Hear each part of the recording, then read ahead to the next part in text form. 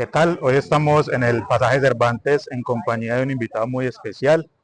Es maestro dramaturgo, fue fundador de la Facultad de Artes de la Universidad de Antioquia y de la Escuela de Teatro también.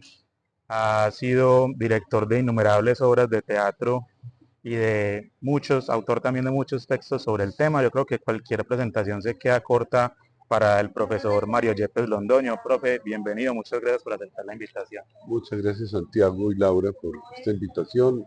Pues bueno, lo que nos convoca hoy es hablar de la publicación de Dramaturgia, 6 libretos y un guión literario de la editorial Artes y Letras. Profesor, cuéntanos un poco de la génesis, del origen de este libro. Bueno, ese es un deseo que tenía hacía mucho tiempo de publicar las obras dramatúrgicas que había escrito en una época, todas son de hace mucho tiempo. O sea, yo he seguido escribiendo textos para la escena, pero primero había que publicar lo que nunca se pudo antes. Estos son textos escritos en las décadas del 80, 90 y comienzos del 2000. Y por supuesto, toda persona que escribe piensa en el destinatario natural de las cosas artísticas, que es el público. Y en el caso del teatro, pues hay dos momentos, que son la escritura dramatúrgica y la puesta en escena. Entonces, lo que yo más he hecho en la vida profesional fue la puesta en escena de obras, eh, de las cuales solamente 3 días se han estrenado, pero sobre todo, pues haciendo eso y la docencia. Pero lo que había escrito, pues aunque un buen número de personas cercanas habían conocido, no había salido como al público en general y menos en la forma de libro. Ah, O qué sea, bien. he tenido más suerte, digamos, con la publicación de artículos y ensayos en prensa, tanto prensa cotidiana como en revistas, tanto en revistas universitarias como en otras, y, y digamos con una proyección que yo hubiera querido más para lo que era mi oficio, ¿cierto? Sí, más poner en escena varias de las obras. Claro, lo que yo más he hecho, inclusive más que de dramaturgia, ha sido la dirección de obras. Ujú. He actuado también, tanto en el escenario como en video, Sí, pero realmente he hecho mucha dramaturgia de montaje, ok. que es la otra posibilidad de la dramaturgia. O sea, cuando uno va a montar una obra, necesariamente tiene que ser una dramaturgia de lo que va a montar. O sea, hace como una mediación entre el texto de un autor cualquiera y el momento de la puesta en escena con los actores y con los técnicos y todos los lenguajes pues, de la puesta en escena. Entonces, eso de hecho es otra dramaturgia, Claro, sí. pero hacía mucha falta, a mí me hacía mucha falta publicar algunas obras y estas son las que escogí, que son de muy diverso origen y temática, por supuesto. Sí, precisamente iba a comentar, la obra se abre, o el libro se abre con 3 obras que escribiste en Nueva York entre los años 91 y 92, ¿cierto? Son Baile de disfraces, Extraviados y Gente sin rostro. Acá, sobre todo en Baile de disfraces y en Extraviados, bueno, perdón, y en Gente sin rostro, se ve un tema que parece que te interesa mucho, es la política, ¿verdad? Política en Muchísimo. el teatro. Cuéntanos un poco sobre eso. Sí, yo creo que le debo mucho a la Universidad de Antioquia y además, por supuesto, a la profesión misma, como participante que fui y sigo siendo de lo que se llamó el nuevo teatro colombiano, que tiene la convicción, o sea, fue un movimiento que tuvo la convicción y el propósito muy claro de hacer entender al público de que siempre hay una posición política en el arte, pero que esa posición política, eh, hemos dicho, más que una posición política, porque eso se puede confundir con un abanderizamiento, ¿no? Sino que hay una relación muy clara entre el arte y la política, pero que eso, como se planteaba mucho en los manifiestos del nuevo teatro, se manifiesta en cosas muy concretas. Por ejemplo, en buscar un nuevo público, en ampliar ese público, un público de estudiantes, de obreros, de sectores de la clase media, eh, que tradicionalmente no hubieran estado cerca de las manifestaciones artísticas. Entre otras cosas, entre paréntesis, vale la pena decir que a veces eso se dice de una manera tan general que se vuelve falso. O sea, no significa que antes no hubiera habido eso, pero lo era en una pequeña proporción. Eh, Siempre hubo una presencia policlasista frente al teatro en el país, pero indudablemente quienes tenían más oportunidades y más privilegios, pues tenían más posibilidades de ver y teatro, ópera, que es otro de las manifestaciones en las que yo he trabajado, y en general las artes, no solamente en el país, sino saliendo del país, ¿cierto? Claro. Entonces, decía que el movimiento del nuevo teatro se interesó mucho por ampliar el público en los sectores que habían estado o marginados o desinteresados por ignorancia, ¿cierto? Porque simplemente no tenían eso como parte de su vida. Y el otro aspecto que ocupó mucho al movimiento del nuevo teatro, que desgraciadamente ya muy poco se ve, solamente se ve, digamos, en quienes persisten, en unos pocos que persisten en esa actitud, era la recuperación y la proyección de la historia en general y en particular de la historia nacional para contarla por medio del teatro. Así como simultáneamente se daba en la literatura narrativa, en la poesía, ¿cierto? Incluso en la música, en las artes plásticas, movimientos similares, en los años 60, 70, 80, especialmente. Yo diría que hasta los 90. Sí. Eh, entonces, el interés mío por la política, empecé diciendo, en muy buena medida tuvo que ver con mi vinculación a la universidad como director de teatro, ¿cierto? Porque aunque yo tenía inquietudes en ese sentido, pues realmente el estar en una universidad pública lo hace uno reflexionar mucho más sobre la política que en otros ambientes, ¿no? El profesor nos contó que la edición del libro se hizo con el apoyo de su familia. Su hija menor, Diana Margarita, quien estudió periodismo en la Universidad de Antioquia y trabajó en la editorial de la misma universidad junto con Juan José Hoyos y Héctor Abad Faciolince, tenía mucha cercanía al mundo del libro, así que ella se encargó de buscar y seleccionar el lugar para imprimirlo, el cual fue Artes y Letras. El libro ya va en su segunda reimpresión.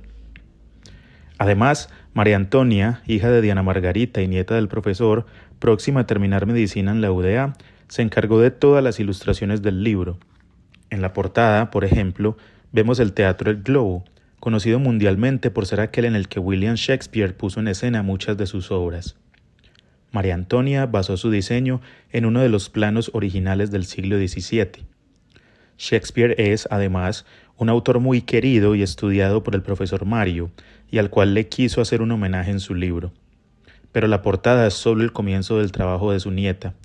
Adentro nos encontramos con un retrato del profesor y una ilustración de una página para cada una de las obras. El libro entonces empieza también con un prólogo de María Mercedes Jaramillo, donde habla un poco de, bueno, se llama Héroes y Heroínas de Nuevo Cuño, Sempronio de la Lola, de Mario Yepes Londoño, pero habla de Gente sin Rostro, de varios de las obras. ¿Nos cuentas un poco sobre eso? Sí, yo decidí y le pedí permiso a María Mercedes para eso, poner el prólogo que ella escribió cuando incluyó Sempronio de la Lola en una antología de teatro para niños que hicimos en la editorial de la Universidad de Antioquia. Yo era en ese momento el editor de teatro. Entonces ella me pidió una obra mía Y como todas las antologías que ella ha publicado, cada obra tiene un estudio crítico. El estudio crítico de la obra mía lo escribió ella. Entonces aquí lo puse yo como prólogo de todo el libro, porque como vos lo decís, no solamente habla de la obra para niños, sino de otras dos obras que están también allí. Eh, Como lo digo en una nota de pie de página, de la razón por la que lo puse es porque ella hace un análisis muy, muy bien pensado sobre las obras, eh, sin ninguna, digamos, actitud benevolente ni nada por el estilo, sino un análisis muy serio de una persona que es doctora en literatura y que tiene una trayectoria muy larga de publicar textos. Sobre todo, ella ha publicado alrededor de unas 8 o 10 antologías de teatro latinoamericano y colombiano, y de textos, de ensayos sobre el feminismo, sobre las mujeres en el arte en Colombia. Por ejemplo, en este momento está trabajando en una nueva antología de obras y personajes negras de América. Fuera de que tiene una antología de poesía negra, de mujeres negras de Latinoamérica y el Caribe, y tiene una antología de teatro escrito en Latinoamérica y el Caribe por mujeres o sobre mujeres. ¿Sí? Fuera de eso, pues tiene otras dos antologías de dramaturgia de mujeres y otras antologías donde hay autores de todos los géneros, ¿no? Ya que ha sido no solamente una persona que se ha preocupado por difundir la historia de nuestro teatro, la dramaturgia y la poesía de Colombia y del continente, sino además por estimular el estudio crítico. Hablemos de una de las obras donde hay un tema difícil, duro, que es Gente sin rostro, donde se ve pues como el caso de estas personas que viven en los barrios populares y su contexto es muy fuerte, se ven como entre la espada y la pared entre la milicia, el sicariato, un estado ausente y represivo, y es la historia de Juana. Sí, la historia de Juana es la de una mujer que además, como muchos personajes de nuestra sociedad, sobre todo en ciertos sectores, le toca asumir todos los roles. O sea, es madre y padre, mejor dicho, es la jefe de la familia y, y su marido la abandonó. Es una cosa que aparece ahí un poco episódicamente, pero es esa clase de mujer que sostiene a su familia como modista, eh, que tiene un problema muy concreto. Tiene tres hijos. Eh, Uno que es un hijo delincuente común, ¿no? Ladrón. eh, una hija adolescente, eh, que es la novia de uno de los jefes del combo del barrio, combo que no se presenta como, digamos, que ejerce la delincuencia común, por ejemplo, el robo o el chantaje o lo que sea, sino a poner orden en el barrio. O sea, tiene mucho esa característica en la obra, porque hay de todo, ¿no?, en esta sociedad, ¿no?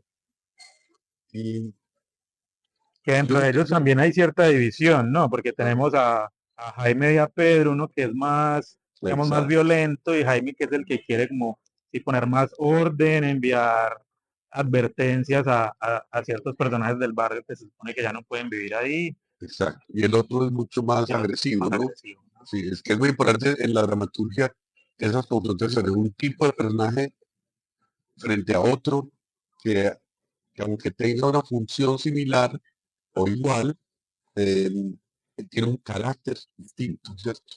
Eh, el personaje de Jaime es el novio de la hija de Juana, se llama Mariana. Y un tercer hijo que es también adolescente, que está terminando bachillerato y está interesado en entrar al ejército. O sea, se lo presenta como el, la antítesis de su hermano Álvaro, que es el delincuente. Entonces, en ese contexto hay una situación en la cual se hacen ejemplos en la obra de cómo obra Álvaro como delincuente frente a la figura, por ejemplo, del tendero del barrio, eh, cómo por eso es perseguido por el sargento que tiene en ese momento, el sargento del ejército, que está con funciones policiales, ¿cierto? Como ya lo decía, en ese contexto que es el de que está en la Constitución del 86, que permite a los militares y a los policías juzgar a los civiles. Entonces, Juana eh, tiene el temor de que si el sargento logra coger a su hijo delincuente, él puede correr la suerte de muchos que una vez que los detiene el ejército o la policía, son torturados, desaparecidos o asesinados de todas maneras. eh, entonces decide pedirle al combo del barrio que maten a su hijo, que prefiere que lo maten como una ejecución eh, limpia, digamos, entre comillas, ¿no? Eh, buscando supuestamente el bien del barrio y no como objeto de la tortura. Y muestra, por lo mismo, la obra muestra también el carácter del sargento, o sea, no es un militar limpio, no es como también los hay, porque es que no se puede ser, eh, digamos, generalizar Sí, con eso. Todos sabemos que de todas maneras en todas las instituciones hay gente más limpia que otra, ¿no? Pero en este caso es uno que está tratando de seducir a la muchacha, a Mariana, y que no tiene absolutamente ningún escrúpulo para ejercer su oficio. Y lo cual se ejemplifica además no solamente con la manera como se comporta frente a esa familia, sino frente a una amiga de Juana, de la madre, cuyo marido fue muerto por el ejército, eh, bajo la acusación de un compromiso político con la guerrilla. y lo que decías ahora también del contraste entre los dos personajes, ahí están también los dos personajes de la iglesia, ¿no? El cura viejo y el cura nuevo, Muy ¿verdad? importante, estaba Sí, mirando. En esa época especialmente se dio mucho esa confrontación. Yo diría que hoy no se da tanto, pero de todas maneras existe, ¿cierto? Que en la iglesia en esa época, la iglesia latinoamericana, cuando se dio la conferencia episcopal latinoamericana en Celán, en Medellín, que fue la famosa reunión de los obispos de todo el continente de Medellín, y luego en Puebla, en México, cuando se dio una ruptura muy fuerte en la iglesia, entre los sacerdotes, las monjas, ¿cierto? O funcionarios eclesiásticos, inclusive de más alto nivel, que estaban la opción por los pobres, como lo llamaron, sí, ¿cierto? Y los que estaban claramente del lado del poder, como siempre estuvo la jerarquía, o la mayor parte de la jerarquía eclesiástica en todas partes, y aquí en Colombia de una manera rotunda. Entonces, en la obra tenemos el cura viejo y el cura joven. Entonces, el cura joven es uno que está cercano a Juana, cercano a los intereses del barrio, no aprueba la labor del combo de ninguna manera, eh, trata de acercarse a él y ellos lo respetan, pero él, digamos, no puede ir más allá por su propio carácter en un mundo que es el violento. ¿Cierto? Entonces, pero es claramente una opción distinta. Mientras el cura viejo está interesado en saber dónde está el hijo delincuente de Juana, eh, y el otro está completamente en contra. Entonces, inclusive el más joven le dice al cura viejo que si que por esa vía de él, del cura viejo, la información de dónde pueda estar Álvaro es un camino directo hacia el sargento. Y hacia al cardenal que había en Medellín en esa época. No se dice el nombre, pero era el cardenal López Trujillo. En cuanto a la sección de teatro para niños, el profesor expresó que siempre ha estado interesado en el estudio del cuento maravilloso, teniendo como base la escuela formalista rusa y específicamente a Vladimir Prop, quien es el que le da el título de El sol, el viento y el frío a una versión original del cuento que abre esta sección. La dramaturgia que hace el profesor Mario está basada, además, en el cuento popular ruso llamado Los dos Ivanes, y que hace referencia a los dos hermanos de la obra, uno rico y otro pobre, que vive uno enfrente del otro. Esta obra se convirtió en la primera que montó El Tablado, grupo de teatro fundado por Mario Yepes en 1983 y en el que duró hasta 2007.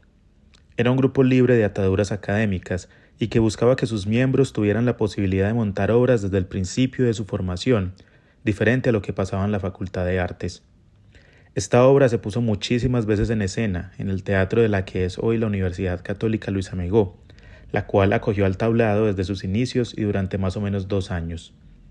La otra dramaturgia para niños es Sempronio y Dola Lola, obra basada en otros cuentos populares, incluyendo Los Hermanos Grimm y El Testamento del Paisa, y que se hizo a partir de improvisaciones escénicas. Cada uno de los personajes tiene una habilidad que, cuando se juntan, se vuelven muy poderosos. Casi cerrando el libro nos encontramos con la obra de Don Juan el Burlador, quizás uno de los personajes más famosos del teatro español y de la literatura universal. En esta versión de este clásico nos encontramos con una serie de momentos característicos de la vida de Don Juan que resumen su vida. Para esta obra, los actores estudiaron esgrima con el entrenador nacional de este deporte. Paula me propuso que tomáramos la historia de algún artista, escritor o pintor o músico o teatrero, lo que fuera, que hubiera sido perseguido en esa época de Turbay, y lo confrontáramos con un personaje que sí fuera guerrillero, o sea, el primero como una persona que ha sido acusada de ser guerrillero sin serlo, ¿no? Y el segundo, uno que sí era, que fuera guerrillero de verdad. Entonces, yo le dije, bueno, el primer personaje yo conozco uno perfecto, que es el caso de Teresita Gómez, Sí. la pianista, que es amiga mía, como se dice desde chiquito, pero que fue ella y su esposo de esa época, fueron acusados de ser del M-19, ni más ni menos, cuando acaba de pasar el famoso robo de las armas del Cantón Norte por parte del M-19. Y entonces los acusaron sucesivamente de haber participado en eso. Luego, cuando no pudieron probárselo de ninguna manera, resulta que les inventaron que habían participado en un asalto a la caja agraria, ¿no? Y luego, cuando tampoco pudieron probarles eso, entonces los acusaron de fumar marihuana.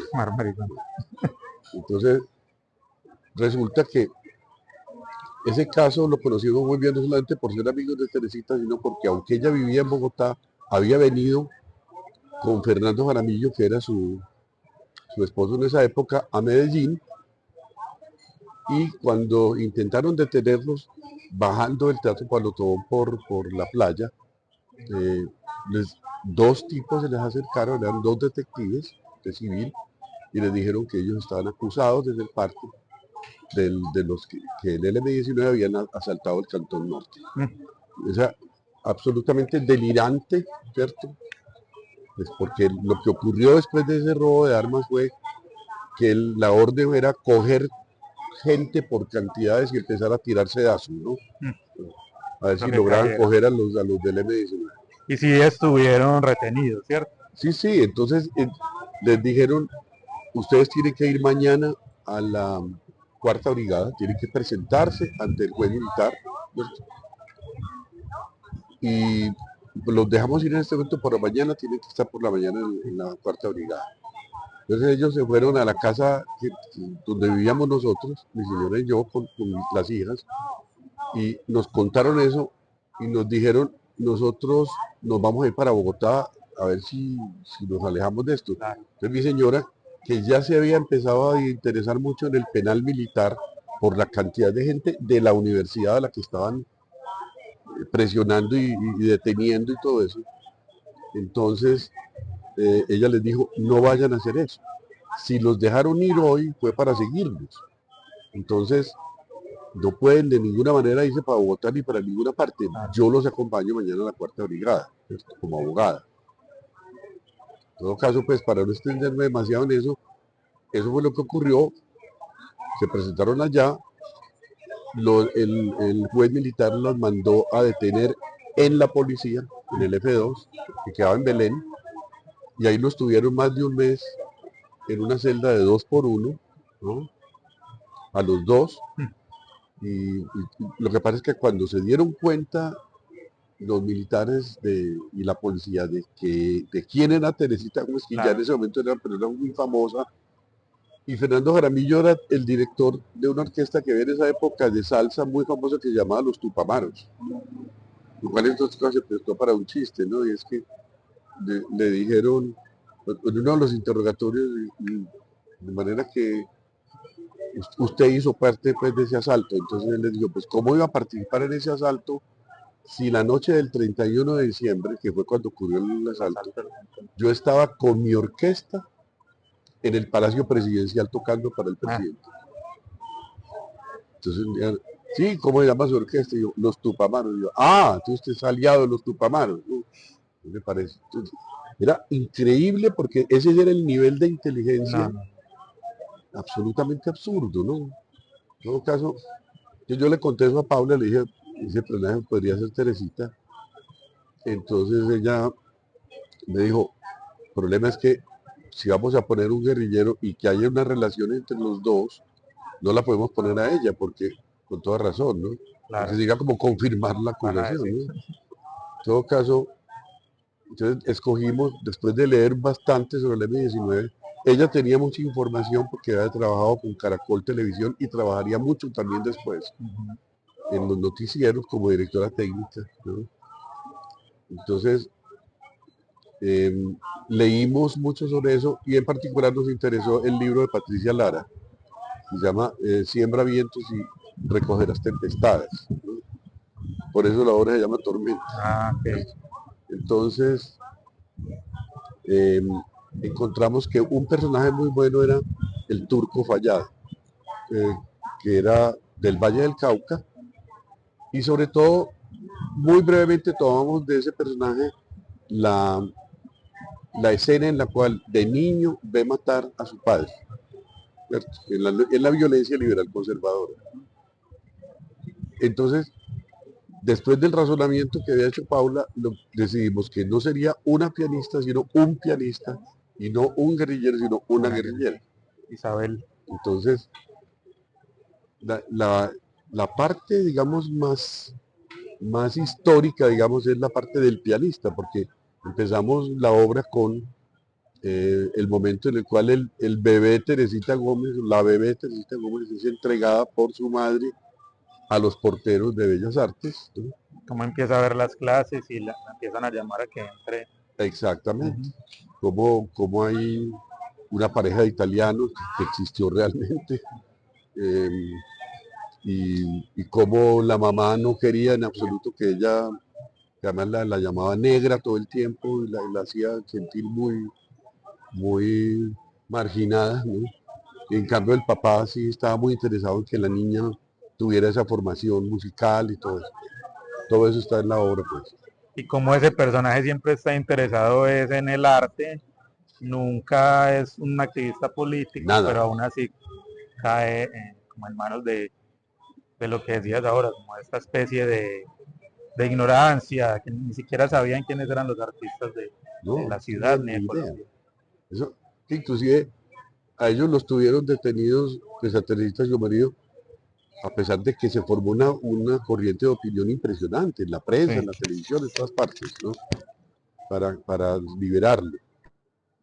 Hasta que encartados los tuvieron que soltar. Tratamos de poner en el guión que, por supuesto, quien sabía escribir guión era ella. Para mí era un aprendizaje, un primer aprendizaje además. Fue como que quedara claro lo que estaba pasando en el país en ese momento, ¿cierto? El M-19 se menciona como es, inclusive se habla de Jaime Bateman, en el baile en el Palacio, ¿sí? Y como contar cómo es la transición que va de la violencia liberal conservadora hacia lo que ocurrió a partir de los años 60 en el país. Y en el caso del M-19, pues cómo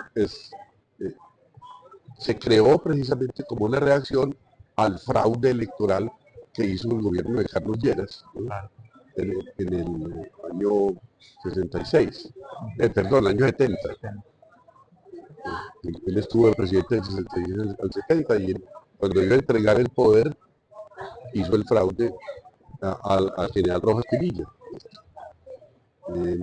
Y muy centrado en Medellín, porque el personaje de la guerrillera, que va a ser guerrillera, estudia medicina en la Universidad de Antioquia.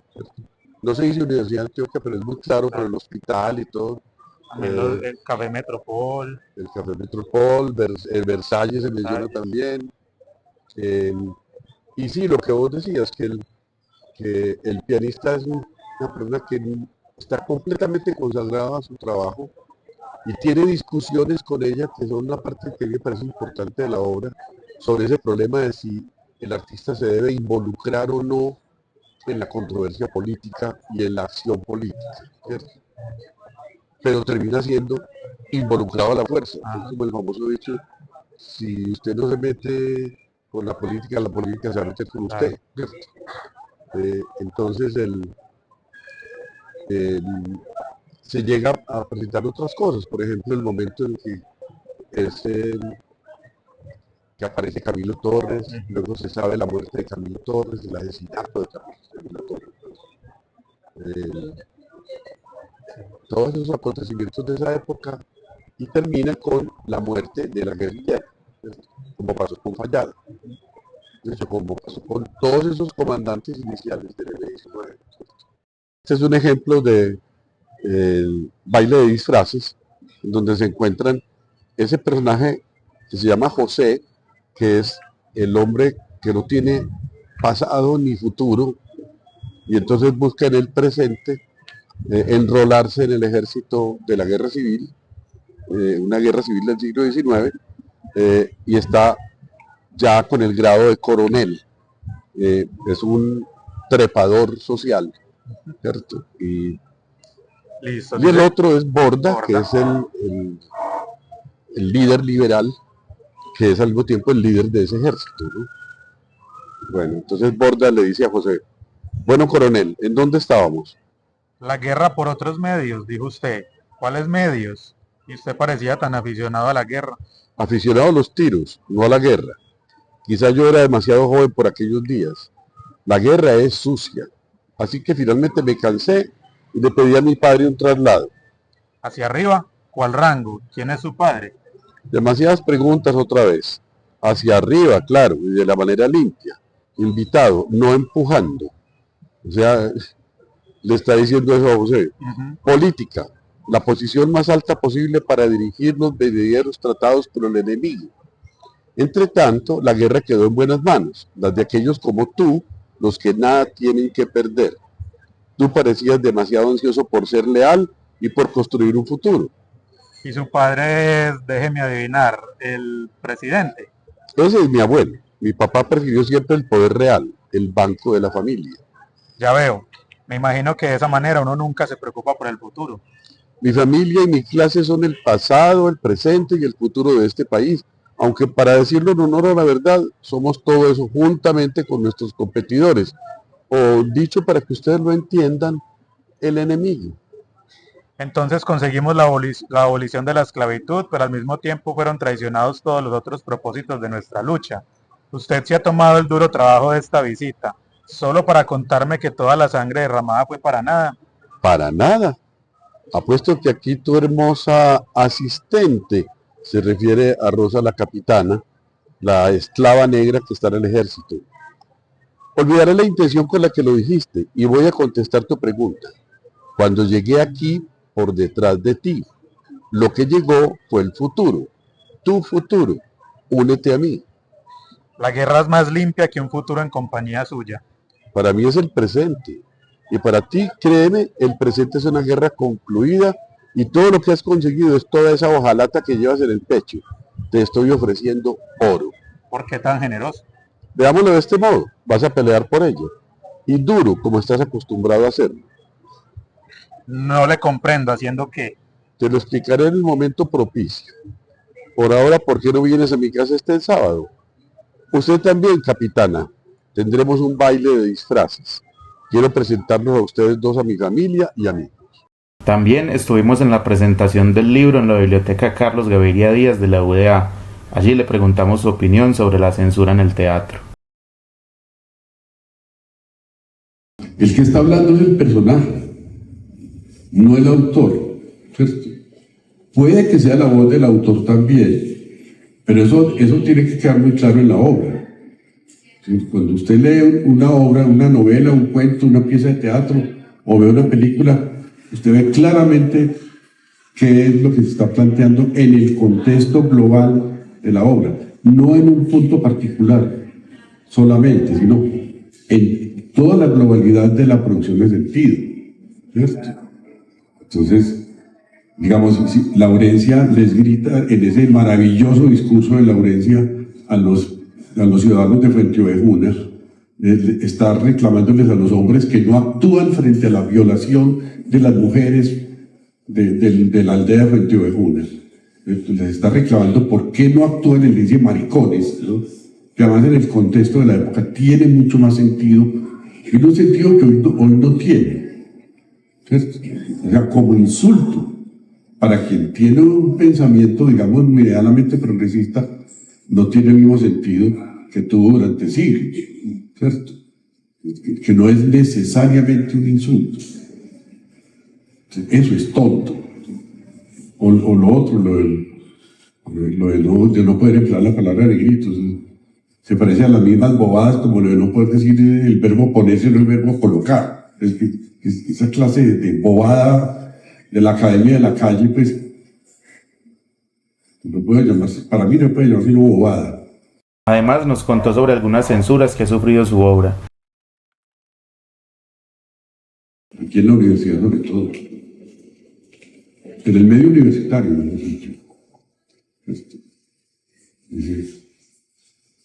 No poder poner para presentar un conflicto social, sino solamente a los que tienen un pensamiento correcto.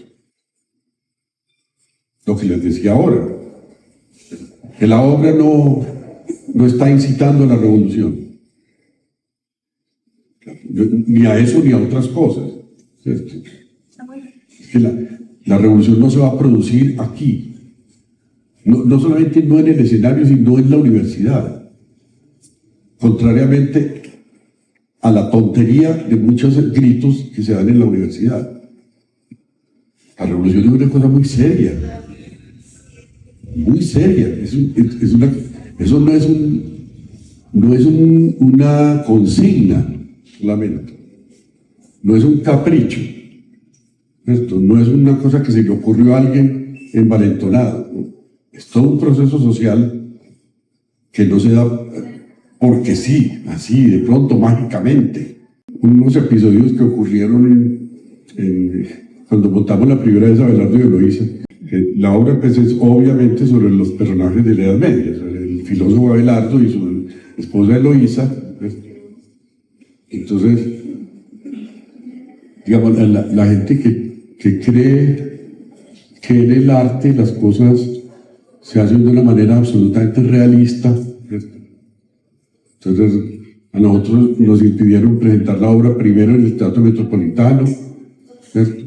Después en el Teatro de la Universidad de Medellín, y finalmente tuvimos que presentarla en el Palotón, donde por fin nos acogieron, ¿cierto? Porque en los dos teatros se enteraron de que íbamos por nosotros mismos, ¿cierto? Nos preguntaron cómo íbamos a hacer una escena de amor entre Abelardo y Eloísa. Entonces dijimos, sí, lo más probable es que lo van a hacer desnudos, ¿no?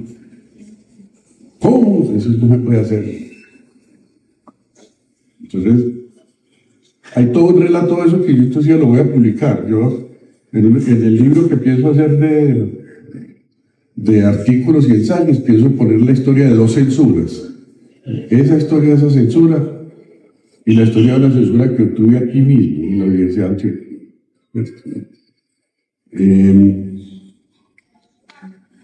Entonces, imagínense esa vaina. Hubo una escritora muy conocida, de aquí de Medellín, Colombia, escribió 2 artículos contra la obra sin haberla visto. Y los publicó el periódico El Mundo. Yo me acuerdo de que Carlos Gaviria me llamó y me dijo, 2 artículos. Yo le voy a contestar a Rocío Vélez con otros 2 artículos porque no me alcanzan con uno. Y así lo hizo, en el periódico El Mundo.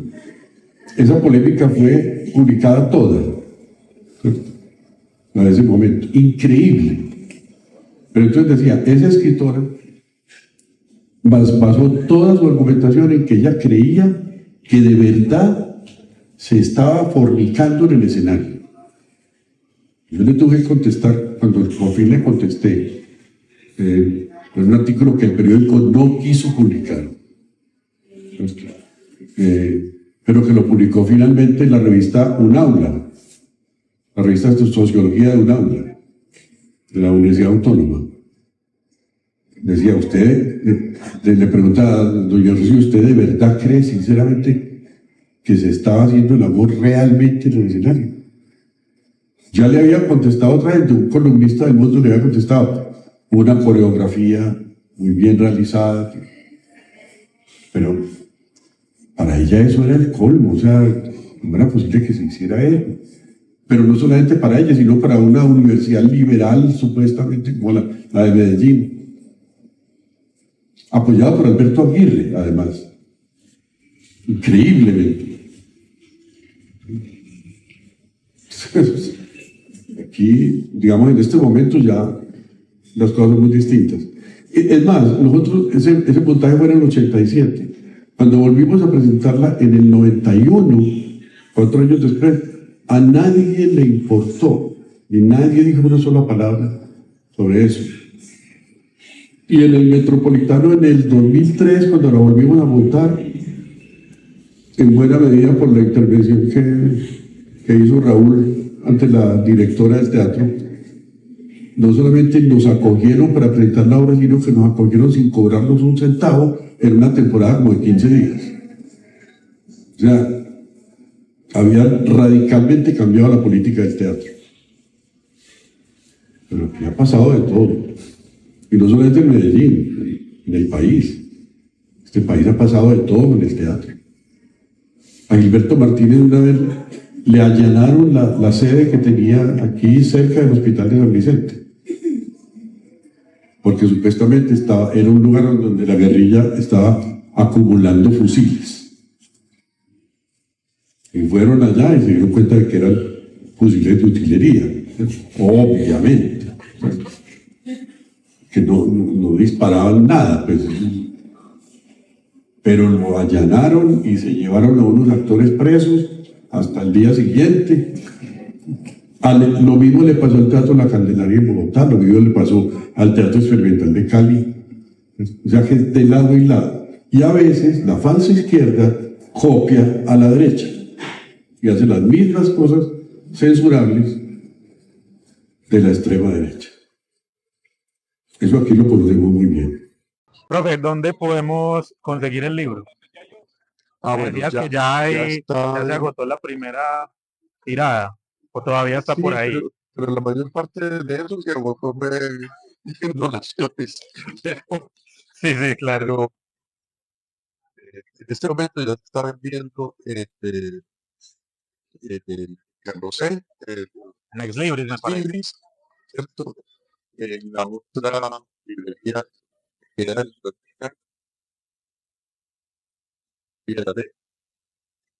en la librería de la cooperativa de profesores de la Universidad de Antioquia. Y pronto va a estar en otras. No es posible que esté en Lerner. Lerner están estudiando el libro, a ver cómo les parece. Lo cual es muy curioso porque los libreros no corren ningún riesgo. Sí, claro. Pero en todo caso lo están estudiando. Y espero también Y tengo ofertas, no solamente de recibir el libro, sino hasta hacer lanzamientos de él, por ejemplo, en Tragaluz, la interuniversitaria. Sí, por el momento están esas, pero he pensado pues llevarlo a un buen número de librerías. Inclusive, si puedo ahora enviarlo también a otras ciudades, pues. Listo, profe, muchísimas gracias por habernos acompañado, haber aceptado esta invitación, ha sido un honor. Muchas gracias a ustedes, muy amables de incorporarme en este proyecto tan interesante de ustedes y de interesarse por mi libro.